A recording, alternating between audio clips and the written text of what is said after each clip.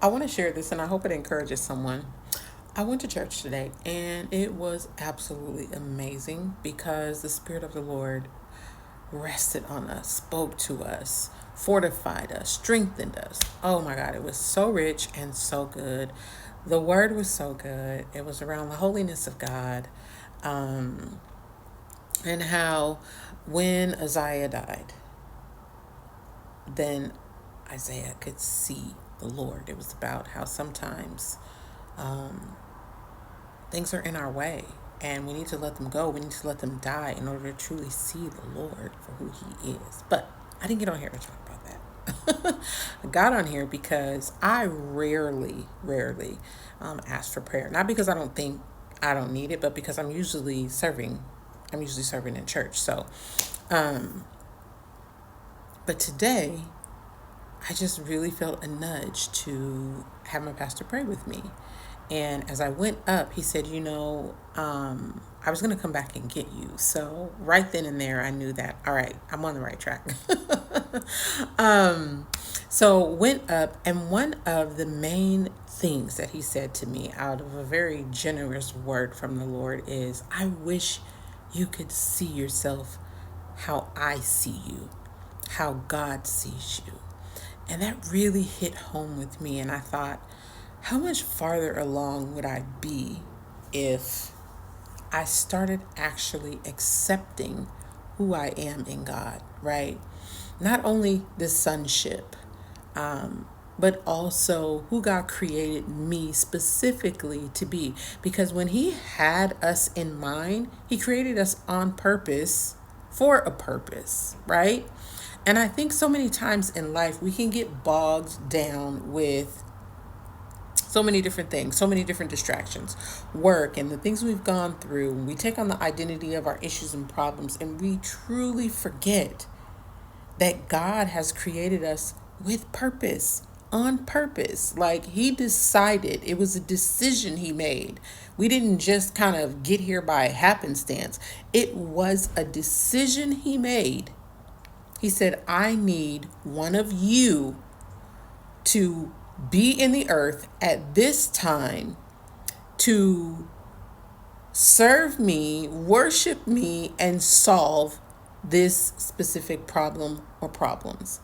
I need you to accept who you are in me, accept your calling, serve me with gladness, right?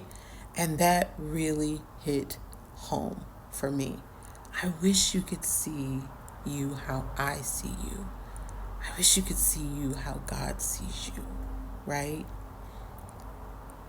He went on to say that, I was waiting on some things to happen, but in fact, God had brought me through and to this place of maturation, of maturity. And there are some things that I should be doing at this point. And that's why I had this thought. How much farther along would we be if we truly accepted that God created us for a purpose, right? With purpose, on purpose. And to accept our call is a blessing. And I know that that can be scary. But how much farther along would we be if we said yes, if we accepted the call, and we accepted the fact that, the truth that if God has called us to it, then He's equipped us for it. And we have everything that we need to move forward in it, even when it's so scary, right? In our yes, He has already prepared everything that we will need when we say yes. So I want to encourage you this week to spend some time meditating on who God has created you to be and why He has created you, right? We know He's created us to worship Him, to honor Him.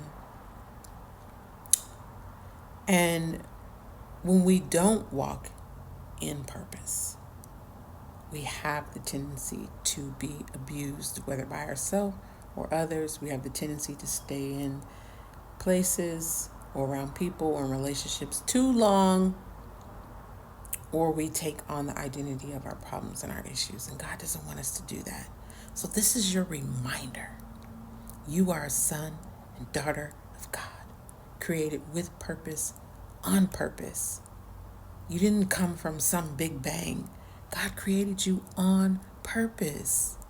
And He says that you are worthy enough to enter into what He called you to do and who He called you to be.